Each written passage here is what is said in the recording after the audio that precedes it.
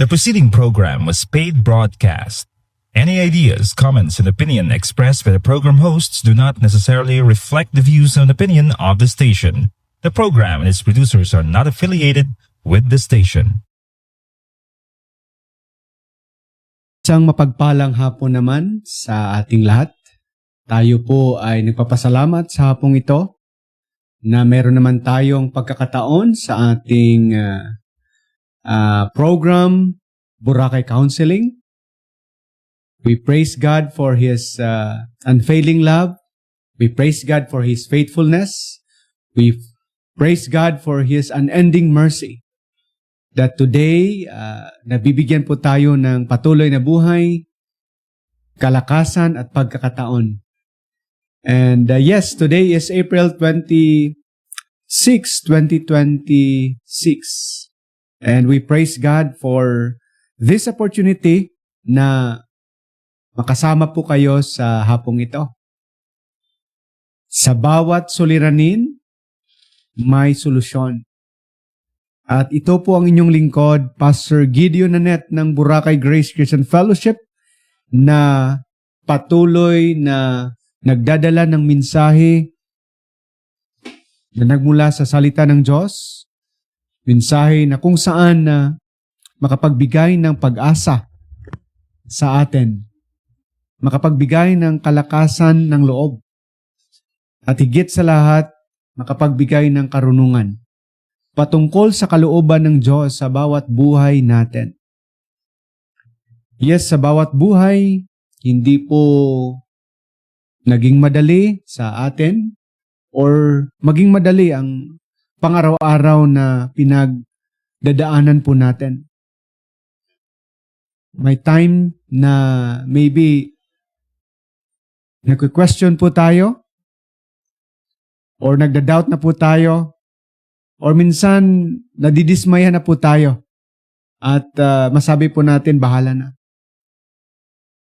But we always say na yes, may suliranin, may problema, may kalungkutan, may kabigatan, may kapaitan, pero mayroon po tayong Diyos na tumutulong, sumasama, at nagbibigay ng kalakasan, nagbibigay ng solusyon sa ating lahat. Sa ating mga viewers and listeners, especially ng Radyo Boracay at Boracay Malay Streaming, magandang hapon po sa inyo. And especially po sa ating mga kaibigan dito sa isla ng Boracay, magandang hapon po sa inyo. Maging sa ating mga kabarangay dyan, sa Barangay Yapak, good afternoon. And also sa ating mga kababayan sa buong isla ng Boracay, good afternoon. And also sa ating mga kaibigan, kasamahan sa gawain dyan sa mainland, good afternoon. Tayo po ay live sa hapong ito at napapanood po tayo sa ating Facebook Live, Radyo Boracay, and Boracay Malay Streaming, and papanood po tayo sa YouTube, sa Twitch, at maging sa mga online apps, especially sa ating internet radio, na kung saan nakapag-connect po tayo. Hindi lang dito, hindi lang sa ating bansa, kundi sa buong mundo. Especially sa mga kababayan po nating mga OFW. Kung kayo po ay nakapag-download na, just click or type Radyo Boracay and Boracay Malay Streaming. Dahil nakikita at mapapakinggan po tayo. Sa MyTuner, What's Your Radio, Radio Philippines, Instant Radio, at Live Online Radio. At kung hindi pa kayo nakapag-download, punta lang kayo sa App Store or sa Play Store ng inyong mga cellphones at i-download na. And we encourage everyone na kahit papano, we need to be connected. We need to encourage one another. We need to pray for one another. And that's our prayer and desire na ang mga programs po natin dito makapagbigay po ng encouragement, makapagbigay po ng prayer and spiritual guidance. And yes, sa kahit ganitong paraan, nakikita po natin at makikita po natin na hindi po tayo nag-iisa. Kasama po natin palagi ang Panginoon at ang mga taong pinapadala o ang mga taong ginagamit ng Panginoon para matulungan po tayo. And yes, sa hapong ito, gusto lang po natin batiin ang ating mga kaibigan na nagse-celebrate ng kanilang mga birthdays at mag-celebrate ng kanilang mga birthdays. A happy birthday and advance happy birthday. Nawa ang pagpapala, ang gabay at ang karunungan ng Panginoon ay patuloy na hihimok, patuloy na magpala, patuloy po na magbigay po sa atin ng kasayahan. And marami po tayong mapasalamatan sa hapong ito. No? Na yes, kahit papano, kahit mainit ang panahon, no? Nabibigyan po tayo ng magandang panahon. Maraming mga activities, maraming mga schedules, no? Maraming mga na-accomplish po tayo, especially nasa peak season, nasa summertime, mayroong mga gathering, mayroong mga celebrations, mayroong mga reunions, mayroon pong mga event and activities na ini-enjoy po natin. Yan po ay galing sa Panginoon. And also, we praise God na kahit may krisis, makapagpatuloy po tayo sa ating mga buhay. Binibigyan po tayo ng pagkakataon ng Panginoon. Sa ating mga trabaho, sa ating mga negosyo, sa ating mga mahal sa buhay, na kahit hindi naging madali at maging madali, mayroong pag-asa. May makikita po tayong positibo na nangyayari sa ating buhay. And our prayer and our desire that hindi po maiwala, no, sa ating lahat ang Panginoon. Kung di, magkaroon po tayo ng encounter, magkaroon po tayo ng understanding, no? Magkaroon po tayo ng knowledge, no? About Him, no? About His Word, about His will, so that life, no, will become meaningful. Yun ang pinapaniwalaan po natin. Na maging beautiful lang at maging meaningful lang ang buhay po natin. Dahil kasama at nandyan at nangunguna at nangungusap ang Panginoon sa ating lahat. So this afternoon, we praise God na may pagkakataon po tayo na magkaroon po tayo ng topic. It's about rest, no? For the weary. Rest for the weary soul. Na kung ating titingnan sa buhay na meron tayo, minsan dumarating talaga ang kahinaan, dumarating talaga ang kapaguran, pagkadismaya, na hindi lang physical ang ating, or hindi lang physical ang naaapektuhan. Even ang ating buong pagkatao. Not only our body, no, but our soul, no, and our spirit.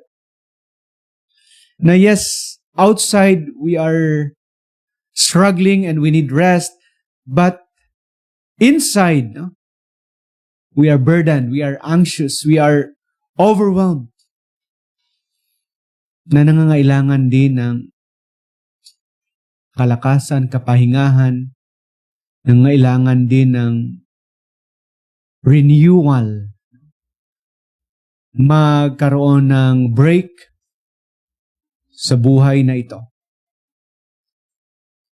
At maraming mga magfi-feedback or makapagsabi or magpo-post online na I'm tired, no, of this life. No? I'm tired of this kind of life. No? Or I'm done. Or I can't carry, no, this anymore. Parang ganun pa rin. Parang ito lang ba? like Solomon in his writings, na parang it is useless. Everything is useless. There is no real satisfaction. There is no real joy. There is no real happiness. And it seems na pabalik-balik lang ang lahat. Naging routine, naging bored, no? Naging parang wala ng challenge. Even in our relationship. Even in our relationship with God. Even in our relationship with our spouses. Even our relationship with our friends and families. And this afternoon, di po tayo, nag-iisang Bible po ay nagtuturo na yes, hindi lang po napapagod ang physical po natin, kundi maging ang ating pagkatao, ang ating kaluluwa. Napapagod din. But the good news is, sabi po dito ng talata po natin, Jesus said on Matthew 11, sabi niya, come, on verse 28, come to me all who labor and have heavy laden, and I will give you rest. Take my yoke upon you and learn from me. For I am gentle and lowly in heart, and you will find rest for your souls. For my yoke is easy and my burden is light. Let us pray. Lord, we thank you na makapag-online po kami, makapag-share po kami, makapag-encourage po kami. Thank you for your word. We thank you for this platform. We thank you for the management of Radyo Boracay. We thank you for the people na nagagamit nyo to encourage us, Lord. We thank you for all the listeners, the viewers. And we thank you, Lord, for being our God, who is a good, loving, and faithful. May you bless your words, Lord, this afternoon. This we pray in Jesus' name. Sabi niya, come unto me. Kasi alam at nakikita ng Lord na may kapaguran ang lahat. May hangganan ng lahat. Yes, malakas tayo. Mentally stable, emotionally strong, physically prepared, spiritually zealous, but dumarating talagang panahon na napapagod tayo. At nakita yun ng Panginoon. Mula sa pag-iisip, hanggang sa pagpaplano, hanggang sa pag-execute sa ating mga plano, hanggang sa pagharap ng mga iba't ibang pagsubok, hamon, iba't ibang sitwasyon sa buhay. Kung ano man ang mga ginagawa po natin, talagang may stress, talagang may mga doubts and fears, may mga insecurities, may mga inferiorities. Kahit tama ang ating mga ginagawa. No? And how much more kung may mga negatives tayong ginagawa? It will cause us to be weak. And the Lord said, come unto me. He gives an invitation. And the invitation is to rest.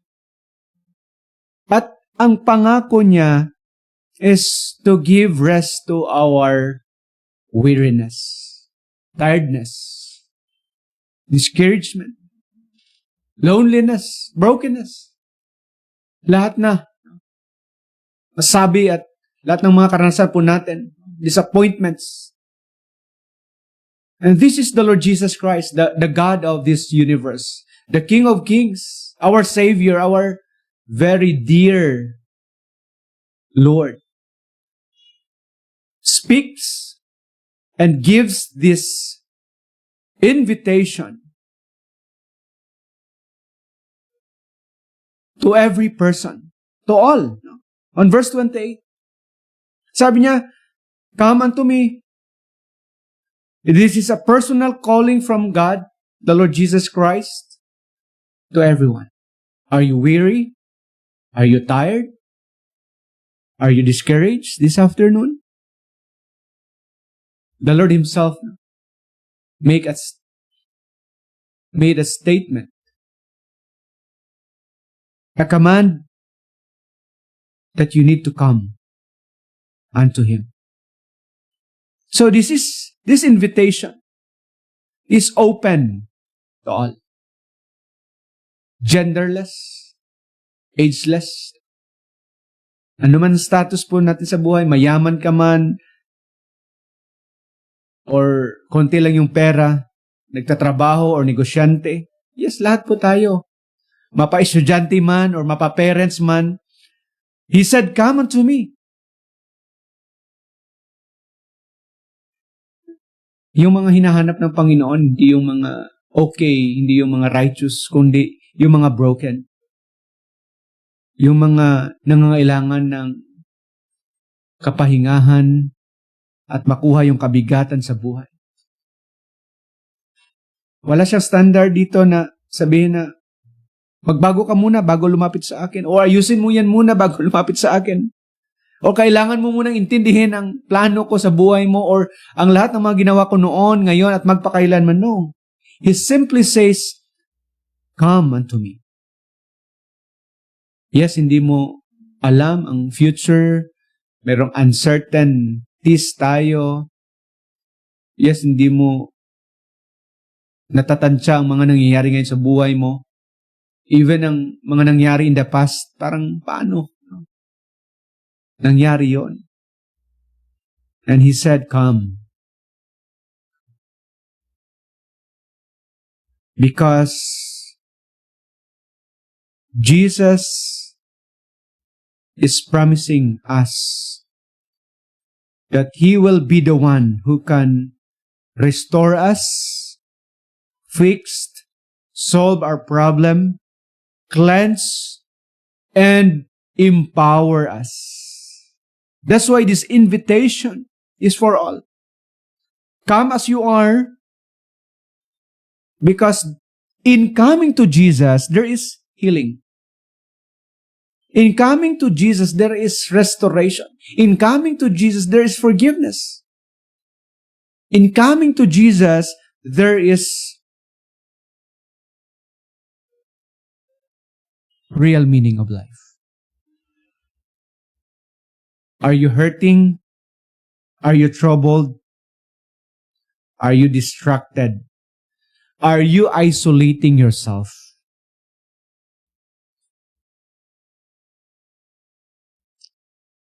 Nag-i-invite po ang Panginoong Jesus with an open heart, with an open arms, that you need to come. You need to decide. Akala natin malayo ang Panginoon, malapit lang ang Panginoon. Just allow Him to take control of your life. Just call on His name. Just submit and ask Him, "Lord, can you fix my messy life? Can you fix my brokenness? Can you fix my future, my past? Can you help me in my present situation?" Kasi minsan, naaalala lang natin ang Panginoon sa huli, or kung wala na tayo, or kung ubos na yung options po natin. When we are hurting, iba yung nilalapitan po natin. We are distracted, or we are isolating ourselves. That it seems walang Panginoon. It's just a whisper away. Ang Panginoon po natin is a prayer away, a whisper away. Lord, help me. Lord, help me. Lord, I need your healing. I need your peace of mind. I need your comfort. I need your assurance. With all the struggles that we experience in life. Maybe traumatic experience, maybe unforgettable. Yes. It's hard as human as we are. It's hard to calculate, to comprehend. But there is an invitation from the Lord Jesus Christ this afternoon in your life that you need to consider that we can experience rest, fullness of joy. We can experience refreshment because of this invitation. Sabi niya, come unto me. Ikaw ba yon? Para ba to sa'yo? If you want to believe, if you want to acknowledge that Jesus is your God and Savior and Lord, you can come. If you want to acknowledge Him that He is the one who could fix our broken lives, who could heal our broken hearted, who could forgive our sin, who could transform our lives, you can come. With all the noises, with all the busyness, with all the things na nangyayari, schedules, di ba? Especially dito tayo sa isla ng Boracay. Yes, may mga kota, may mga hahabulin, may mga gusto mangyari sa buhay na nagpapahina po sa atin. Jesus said, come unto me. The second word is the burden. Weary and burdened. On verse 28. Yes, lahat po tayo ay meron nito. Weariness, no? Burden. Yung parang pasan mo yung mundo. Parang iniisip mong lahat. Burden. Trouble. Minsan, hindi pa nangyari, we are burdened na eh. Minsan, problema ng iba, kinakarga po natin. Minsan, nakasakay na tayo sa sasakyan, bit-bit pa rin natin yung isang sakong bigas. No? Sabi niya, all who labor. Yes. I believe, no? Yung word na labor po dito. Yung parang sobrang sipag. Na nakalimutan na mag-break, makalimutan na magbigay ng oras sa sarili, nalimutan na magbigay ng panahon sa pamilya, at nalimutan na magbigay ng panahon sa Panginoon. Laborers. No? Ano ba ang maging labor? Hindi joke ang maging labor, especially sa construction. Basta magaling yung mason, hindi ka pwedeng magpahinga. No? Nakakapagod talaga. And have heavy laden. Saan natin kukunin ang pangaraw-araw, yung mga gastusin, paano natin mababayaran yung mga utang, paano natin mapapaaral yung mga anak, mapapatapos nito, paano tayo makakasurvive sa mahal ng bilihin, mahal ng gasolina, yung pag-aaral ng mga anak. Yes, Jesus knows it, that we are struggling. We are exhausted. We are striving. Even in our lives, no? We are striving to be good, to be better, no? To control everything. And even, dapat maayos ang lahat. Dapat walang paltos, no? Walang palya. Kaso lang hindi pwede. May pumapaltos, may pumapalya. And we are struggling. Word na overload. Kapag overload ang kuryente, sasabog yan. Di ba? Ang taong na-overload, na-overburden, puputok yan. Sisigaw yan. Magagalit yan. At yung katawan kung na-overload, magsustroke yan. Puputok yan yung mga ugat. At sari-sari, no? Nakita ng Panginoon ang ganitong sitwasyon sa buhay natin. Especially sa panahon natin ngayon. Na parang busy na lang ang lahat. No? Parang wala nang kapahingahan. Hindi pa natapos ang isa, meron naman. The guilt, the sin, the anxiety, the fear, the pain, the trauma in our relationship, parang walang perfect na relationship. Yes, may mga emotional struggles tayo. May mga spiritual burdens tayo. At yung mga bagay na yan, nagkukos na ma-disconnect tayo sa Panginoon.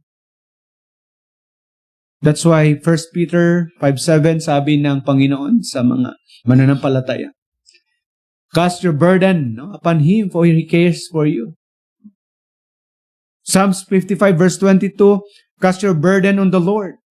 Yes, hindi talaga natin kaya. Tao lang po tayo. This afternoon, identify the burden. Be honest to the Lord. Can you commit? Can you bring it unto the Lord? Can you surrender it unto the Lord? Can you identify? If the burden is you, then surrender your life to the Lord. Kung ang kasalanan ang nagpapahirap sa atin, then ask forgiveness. Sabi ng Panginoon, repent from your sin and believe on the Lord Jesus Christ. Because He is the Prince of Peace. He is the one who could save us. We need to bring it unto Him. We need to admit, we need to be honest. We need to humble ourselves that we cannot do it alone. We need God. We need the Lord Jesus Christ in our life. In this journey, in this life, we cannot make it apart from God. Specifically, hambal sabi ni Jesus, without me, you can do nothing. Bakit hindi mo i-try na i-partner ang Panginoong Jesus? Bakit hindi mo i-try na magkaroon ka ng personal relationship? It is a personal relationship. Because this invitation is to those who wants to have a relationship. Rest can be real. Rest can be experienced for those people na gustong makipagrelasyon. It's not religion. It's our relationship with the Lord.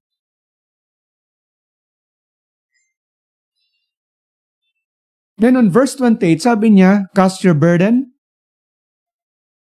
upon me and I will give you. This is the clear promise. The promise of God, the promise of the Lord Jesus Christ, that He will give us rest.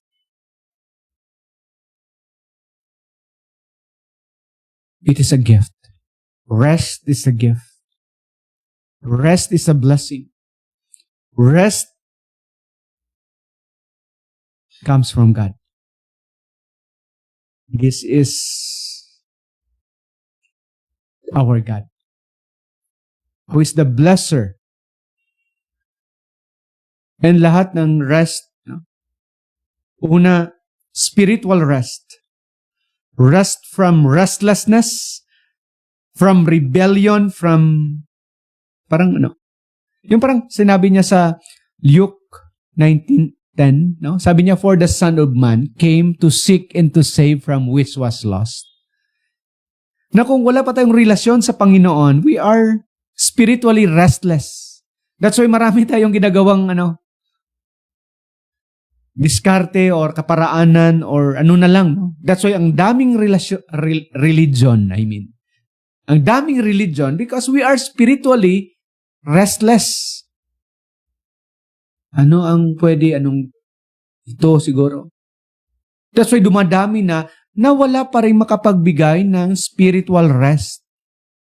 Nagkaroon lang tayo ng spiritual rest nung pinadala ng Ama ang kanyang bugtong na anak na si Jesus para magbayad ng ating kasalanan sa cross at napako dun sa cross, namatay, muling nabuhay at sabi niya, those who will believe in Him will not perish but have everlasting life. The relationship, the forgiveness of sin, the identity, the eternal assurance that He will never leave us nor forsake us.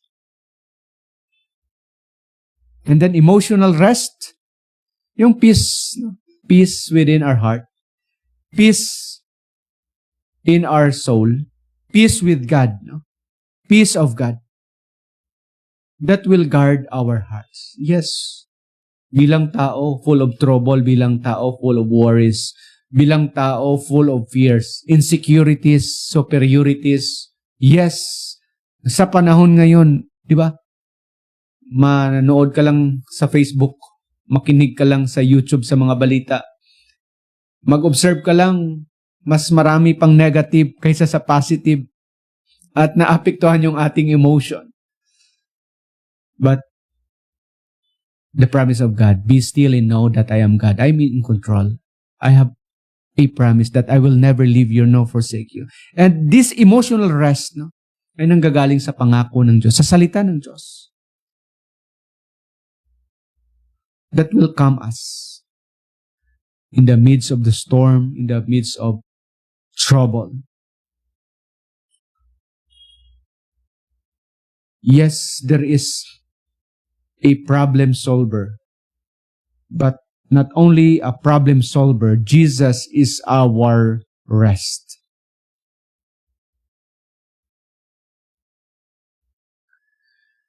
Are we holding?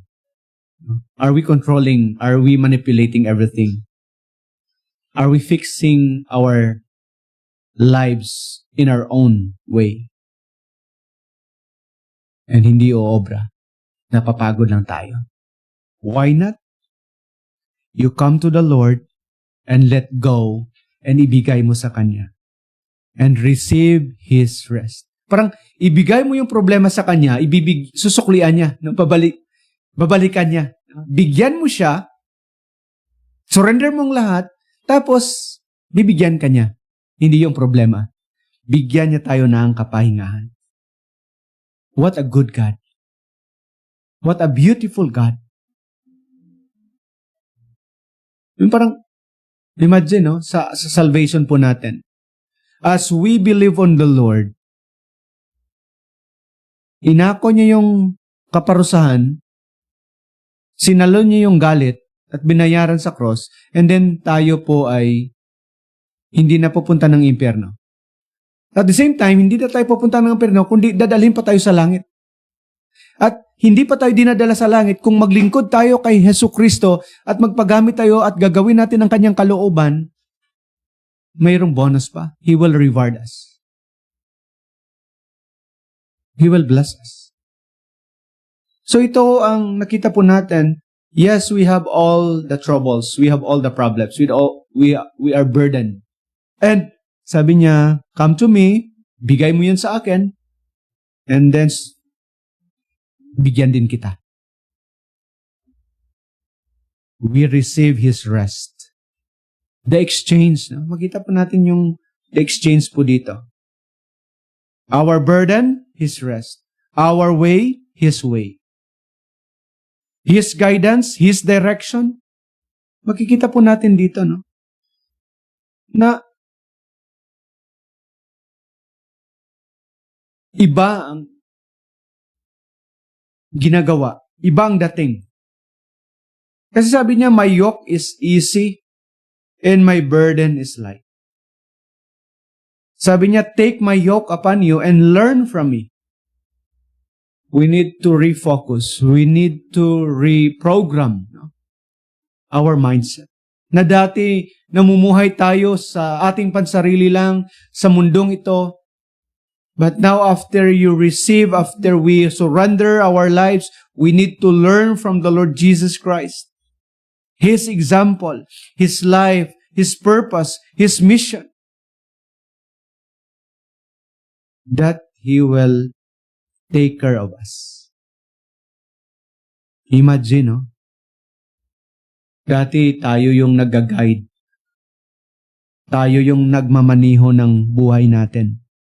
Di ba may kanta po na sabi niya, Jesus take the wheel. Walang guidance, walang direction, walang partnership. Before Christ. But after He received Christ, there is guidance. There is direction.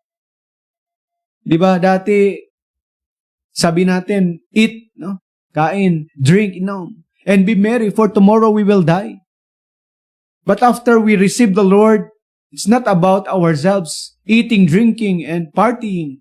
But it is about the will of God. It is about the glory that God will reveal sa buhay natin. Dati ang partnership po natin makamundo. Ngayon ang partnership po natin is makalangit. That's why we will be with the Lord because of this relationship, because of this partnership. That's why we need to learn a new way of living under God through Christ. We need to learn a new mindset, living for Christ. So, He said,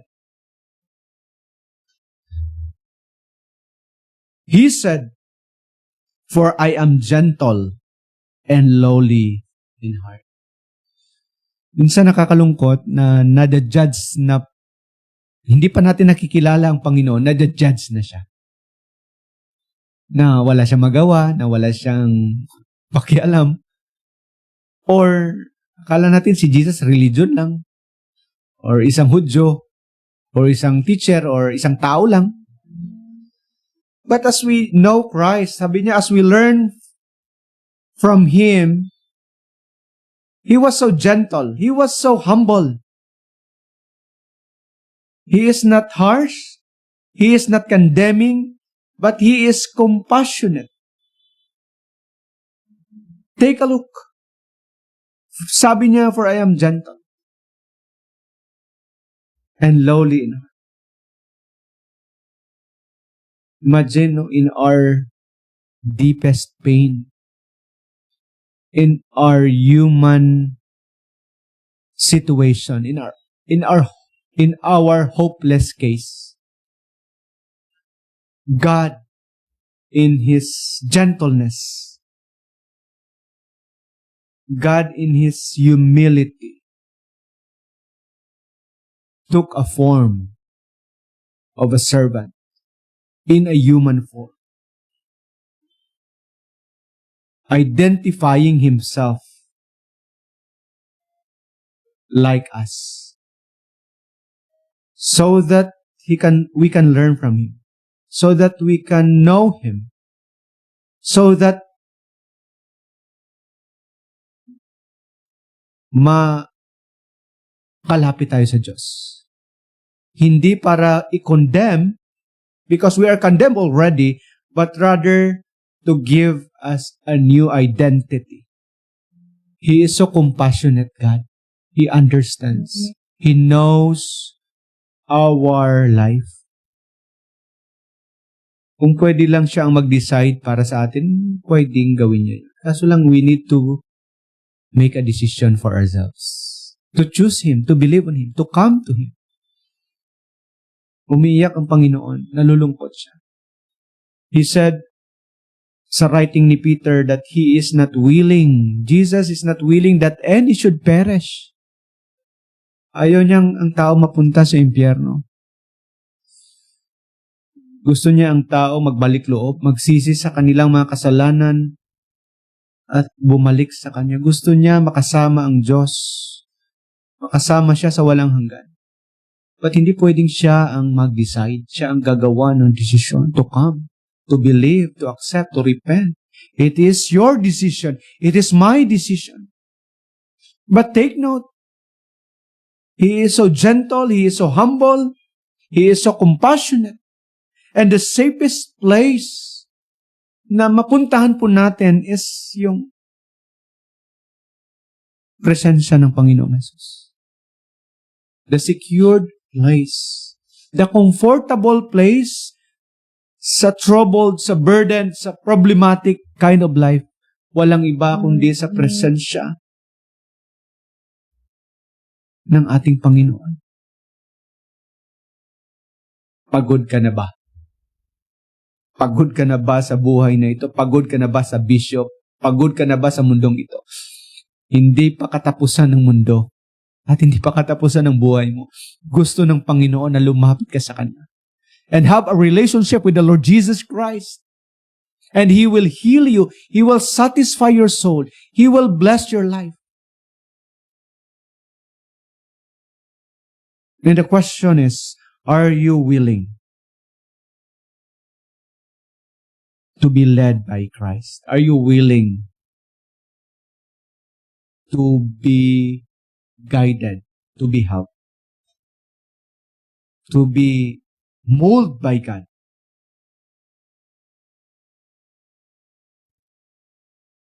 He said on verse 30, my burden is light. Imagine, no? He is God. But He said, my yoke is easy. Hindi po natin kaya yon. Diyos siya. Tao lang tayo, pero sabi niya, kayang-kaya nyo to. Pinagaan ko to. Alam ko ang masaktan. Alam ko ang madungisan. Alam ko ang mapahiya. Alam ko ang mamatayan. Alam ko ang maskam. Alam ko ang lahat ng mga pinagdadaanan ko. That's why sabi niya, my yoke is easy and my burden is light. Yes, with all the problems. Hindi na po tayo mag-iisa at nag-iisa. In this journey, we're not alone. Yes, may mga misinterpretation, misunderstanding. May time na kasi madismaya tayo sa tao and even madismaya po tayo sa ating sarili. Nasasabihin po natin, parang ako na lang yata ang lumalaban sa buhay. No, you are not alone. You are not carrying it alone.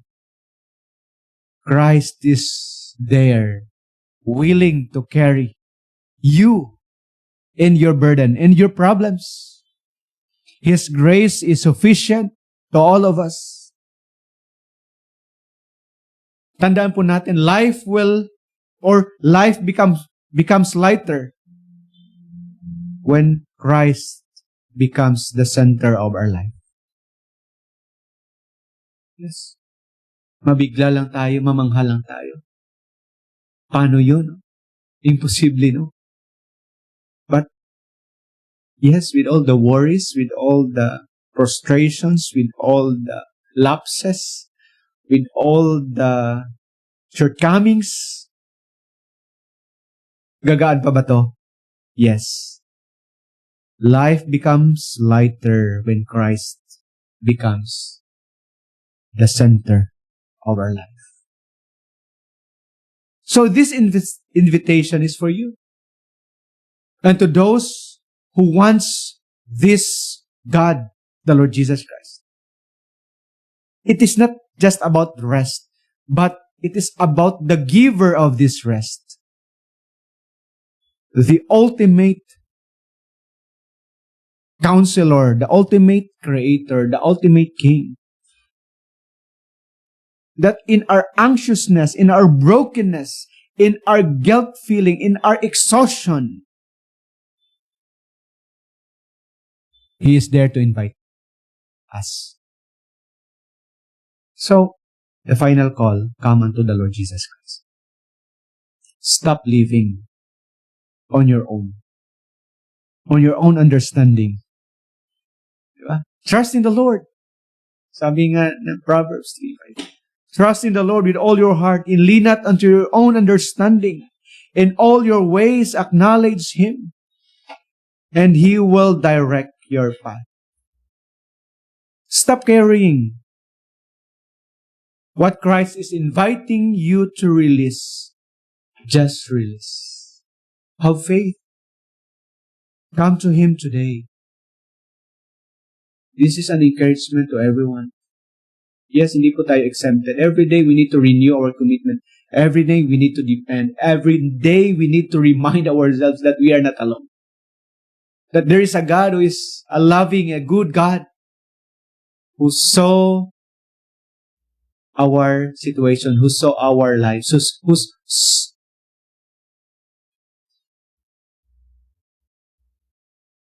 who knew us deep inside, outside. So, as we close, di po natin alam kung paano ang proseso paano mangusap ang Panginoon. But, yes, God will make a way sa buhay natin. Iba't iba yung background, iba't iba yung situation po natin. Iba't iba yung career, iba't iba yung calling. But God will make a way sa buhay natin. Sabi ng kanta, God will make a way when there seems to be no way. Just believe. Just come unto Him. Just call upon His name. Yes, tiredness is real. Burden is real. Worries, our sins, our guilt, our pain is so real. Humans as we are, it is so real. But at the same time, God is real. And His Word is real.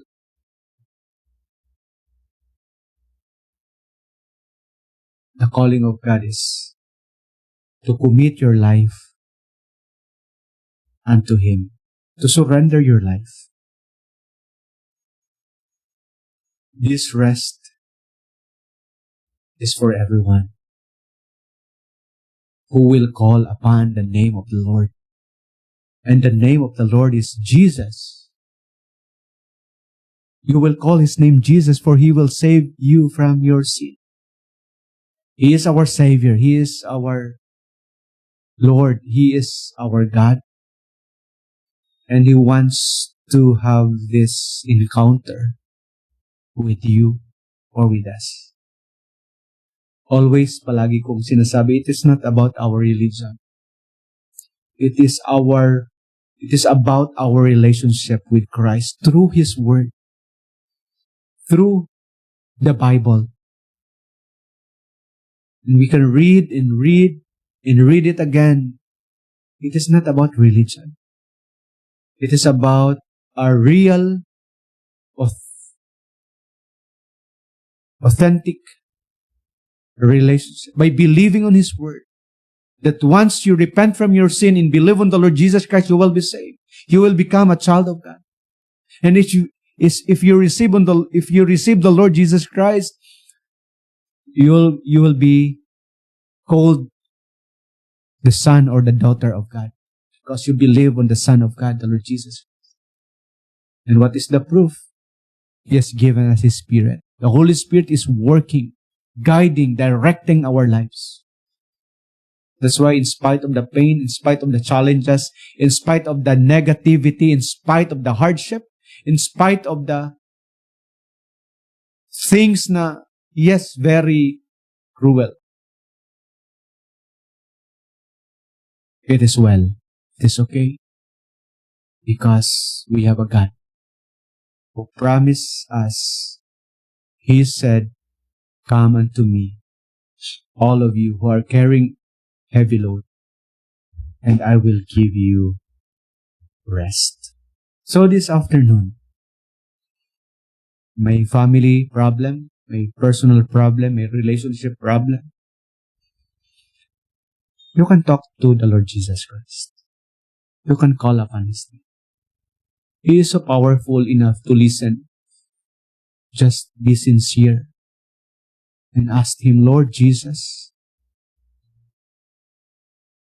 nakita mo ang pinagdadaanan ko. Nakita mo yung sakit, yung kabigatan. Nakita mo, Panginoon, na hindi ko kaya ito. I need you in my life. Hindi lang para tulungan ako sa ganitong sitwasyon, kundi ikaw ang maging Diyos at tagapagligtas ng aking buhay. Kasi kung ikaw ang maging Diyos at tagapagligtas sa aking buhay, hindi na ako mag-iisa. Haharapin ko na ito na mayroong kalakasan, pag-asa, kasayahan, dahil ikaw na ang mangunguna. Ikaw na ang mananahan. Ikaw na ang tutulong sa akin. I need you, Lord Jesus. Save me from my sin. I believe in you. I surrender my life to you this afternoon, Lord Jesus. So, just pray. Because God will listen to your prayer.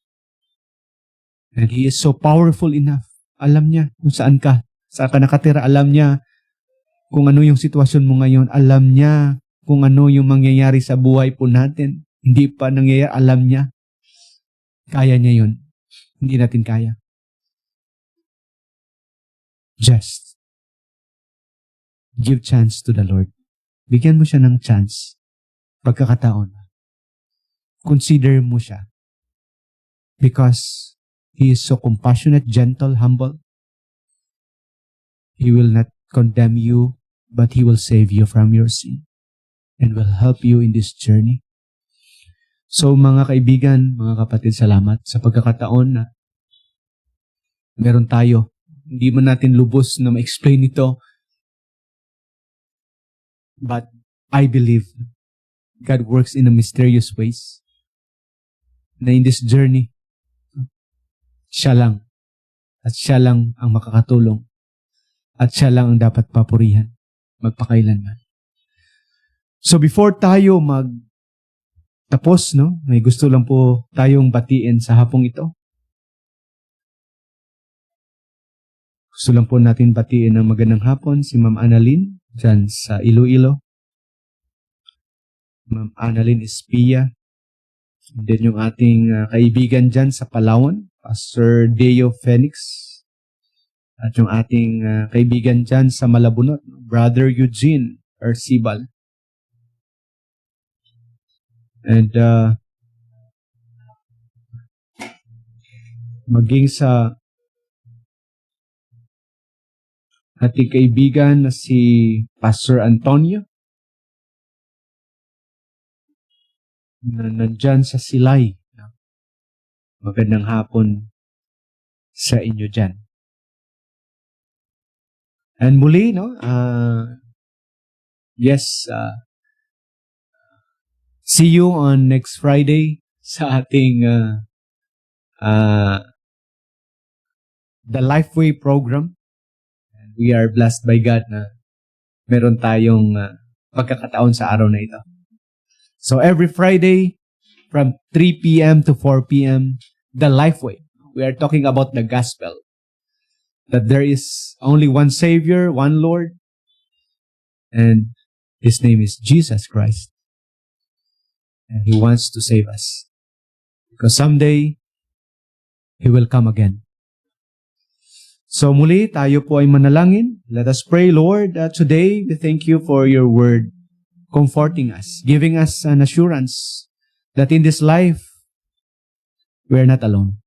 Thank you, Father, for this promise, for your presence, for your power, for your invitation. And Lord, Ikaw lang po ang makakatulong sa aming mga viewers and listeners. You know them already. And help them, Lord, to trust you. Help them to decide na bigyan ka ng panahon at pagkakataon na magkaroon po sila ng relasyon na sa buhay na ito, maging partner ka nila, Panginoon. May you bless the station, the management, the ownership, and also, Lord, sa aming mga programs. May you bless our community, the island of Boracay, our nation, and all the people na wala pa, Panginoon, ng relasyon at hindi pa kumikilala sa inyo. May you have mercy on them. Help them na magkaroon ng time, pagkakataon, na makapag-decide that they will repent from their sin and believe on the Lord Jesus Christ. Because this is your goal, this is your mission, this is your heart's cry, Lord, that you are not willing that any should perish, but everyone should come to repentance. Lord, today, we bless your name. Thank you, Lord. This we pray in Jesus' name. Amen.